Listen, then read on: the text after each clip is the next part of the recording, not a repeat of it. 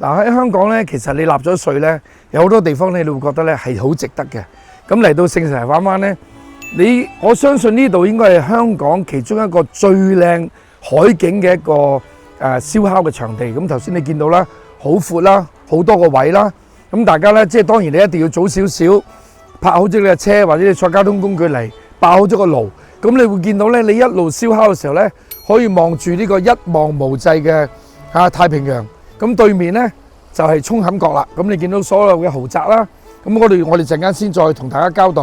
嗱，非常可惜咧，就係咧呢度呢個位咧，以前咧係一條橋咧，一路伸展到出去嗰個石駁嗰度嘅。咁但係就或者唔係有啲原因或者香港政府嗰啲官員覺得驚啲市民嚟到會跳落去啦，當然有危險啦。咁所以咧就拆咗，咁而家咧就到咗呢度啫。咁嗰陣時係幾好嘅，你行到出去海中心嗰度咧，就更加享受到嗰個陽光與空氣嘅。嗱，咁可能喺香港新界九龍嗰啲香港人入嚟聖士提反灣，你就只會享受到聖士提反灣呢個兩個地方。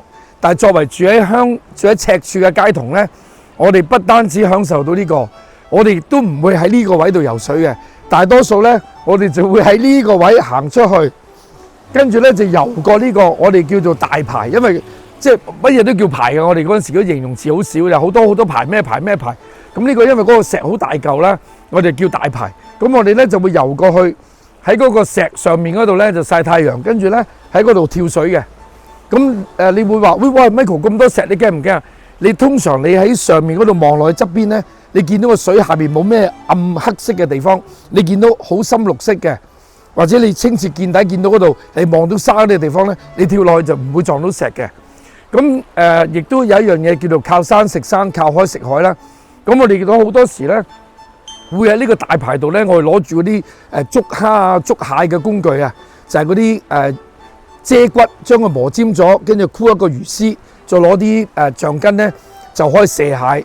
咁亦都咧呢度咧就喺嗰啲叫做石頭螺啊，最豐富嘅地方。哇！嗰石頭螺好大隻嘅。咁我哋攞好晒、捉好晒之後，成班細蚊仔啦，咁咧就會喺呢啲地方BBQ啦。